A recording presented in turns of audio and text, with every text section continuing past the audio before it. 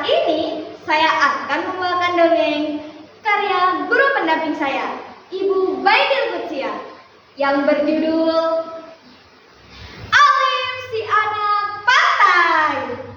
Di suatu hari yang cerah, di sebuah desa pesisir pantai Pulau Madura, langit biru terhampar luas, angin semilir membawa aroma laut, dan di kejauhan terdengar suara nyanyian nelayan yang menggema penuh semangat. Ngapote walajur tangale, reng majeng tantanala pada mole, cuman atuli odina orang majengan,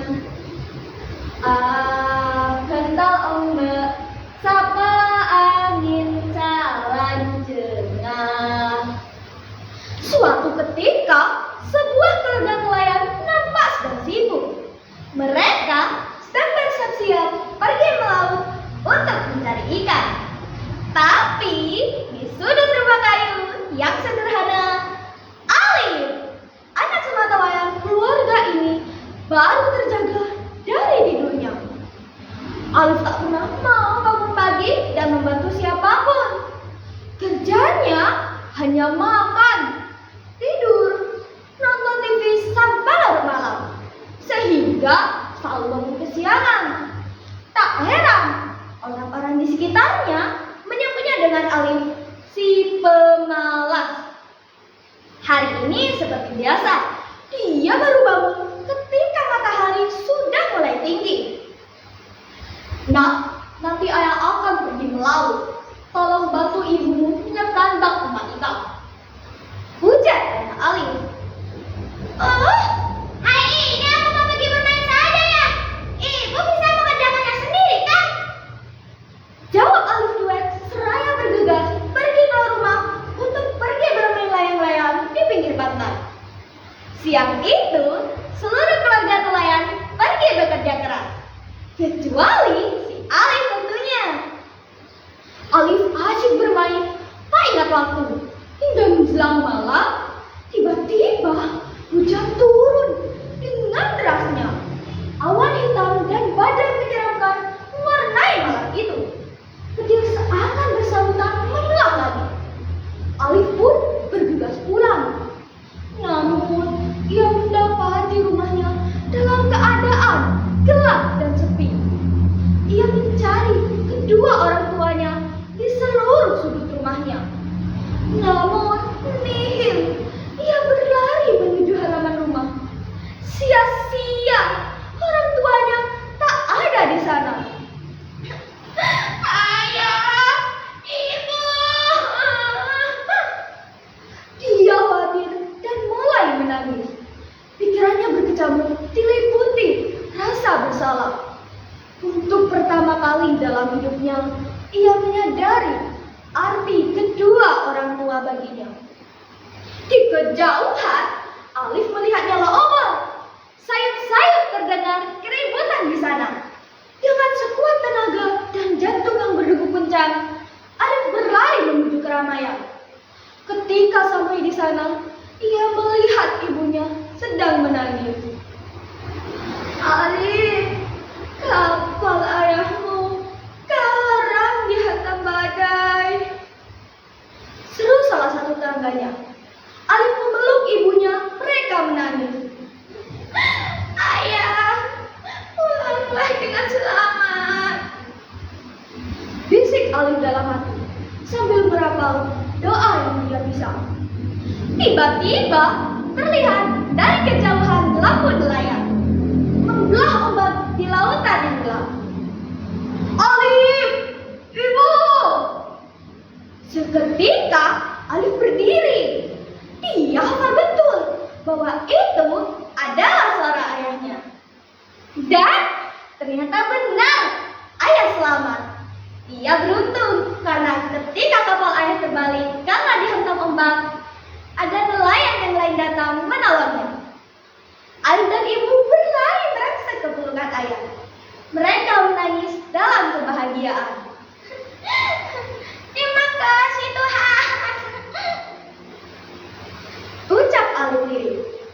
Malam itu, Alif tidur ditemani cahaya lampu temaram.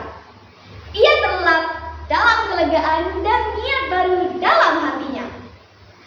Pagi menyingsing, udara terasa lebih segar. Mentari tampak lebih cerah.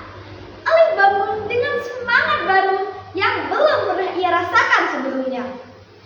Ia berolahraga ringan di pinggir pantai, menarik nafas dalam-dalam, dan meresapi aroma laut yang kini terasa lebih hidup. Wah, ternyata tidur cepat istirahat cukup bisa membantu bangun pagi.